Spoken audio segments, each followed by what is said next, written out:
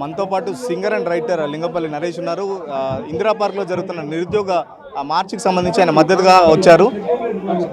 అడిగి తెలుసుకుందాం. అన్న, ఏంటి నిరుద్యోగ మార్చికి మీరు మద్దతు తెలపడానికి వచ్చారు కదా, ఏం చెప్పదలుచుకున్నారు ప్రభుత్వానికి?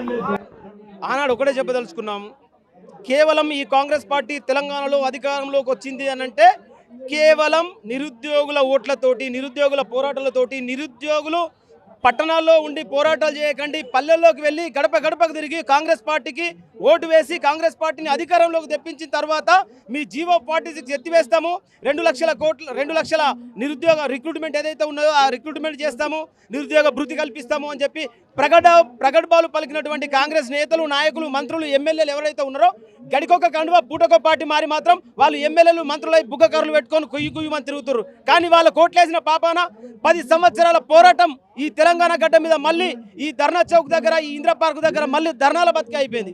కాబట్టి ఈ పోరాటం కొనసాగితే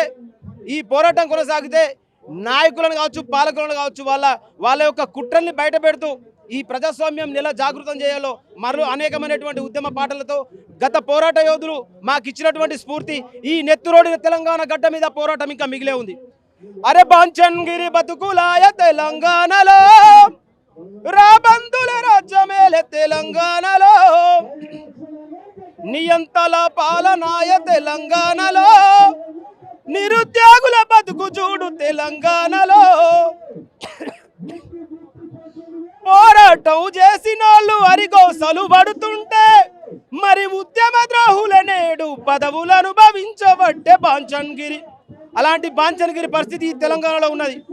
కాబట్టి ఈ తెలంగాణ ప్రజాస్వామ్యాన్ని జాగృతం చేయడం కోసం నిరుద్యోగులకు అండగా నిలుస్తూ జీవో 46 ఎత్తివేయాలని చెప్పి, అలాగే నిరుద్యోగులకు వాళ్ళకి ఇచ్చినటువంటి హామీలు ఏవైతే ఉన్నాయో సకాలంలో వాళ్ళకు అన్ని విధాలుగా న్యాయం చేకూర్చాలని.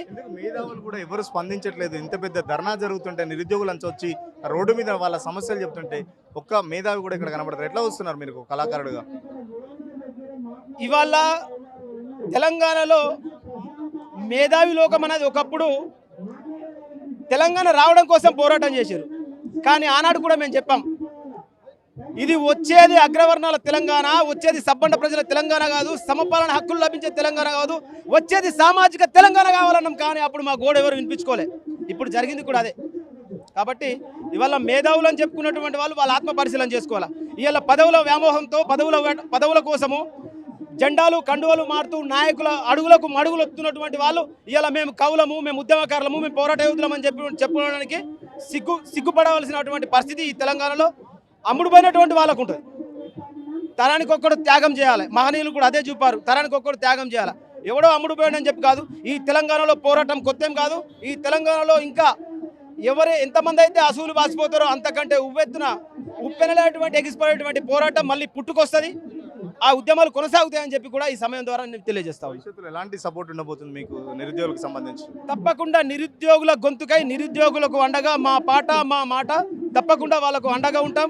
వాళ్ళ హక్కులు సాధించే వరకు కూడా వాళ్ళతో పాటే మమేకమే పోరాటంలో కొనసాగిస్తాం. అలాగే ఇవాళ బీసీ బిల్లు పెట్టకుండా, చట్టసభ బీసీ బిల్లు పెట్టకుండా పంచాయతీ ఎలక్షన్లకు పోయి ఇవాళ బీసీలను మళ్ళీ 20 సంవత్సరాలు రాజకీయంగా అనగదొక్కేటువంటి కుట్ర జరుగుతూ ఉంది. కాబట్టి ఆ కుట్రను కూడా మేము పసిగడతా ఉన్నాం. ఆ కుట్రను కూడా మేము తిప్పికొట్టే విధంగా పంచాయతీ ఎలక్షన్ల కంటే ముందు బిల్లు పార్లమెంట్లో ఆమోదించాలి. బీసీ బిల్లు ఆమోదించిన తర్వాతనే రాజకీయంగా పంచాయతీ ఎలక్షన్లకు రావాలి తప్ప బీసీ బిల్లు ఏర్పాటు చేయకుండా, కులగణన జరగకుండా పంచాయతీ ఎలక్షన్లకు వస్తే మళ్ళీ ఎస్సీ, ఎస్టీ, బీసీ మెజారిటీ ప్రజల్ని మళ్ళీ రాజకీయంగా వంచేటువంటి కుట్రగానే మేము భావిస్తాం. ఆ కుట్రను తిప్పికొట్టే విధంగా మా పోరాటం కొనసాగిస్తాం. నిరుద్యోగులకు సంబంధించి చివరికి ఒక పాట వాడు ముగించాడు.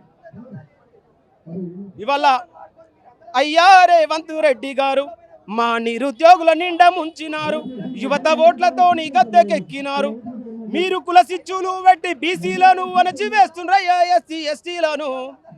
ఇవాళ గడికొక్క కండువ పూటకో పార్టీలు మారినొల్లే మళ్ళా ఎమ్మెల్యేలు అయ్యిండ్రు. ఏళ్ల నుండి పాలన ఏలింది మీరైతే తరతరాలుగా నలిగి సచ్చేది మేమయ్యా. ఉచిత పథకాల కలవాటు పడ్డ మా జనము ఎనుకొచ్చే ముప్పును ఎవడెరుగుతాలేడు. ఇవాళ పరిస్థితి ఉంది. కాబట్టి మా సమాజాన్ని జాగృతం చేస్తూ ఈ ప్రభుత్వం మీద మరో పోరాటానికి, మరో ఉద్యమాన్ని నిర్మాణం చేస్తూ ప్రభుత్వం మీద దండయాత్ర చేయడానికి మేము సిద్ధంగా ఉన్నాం.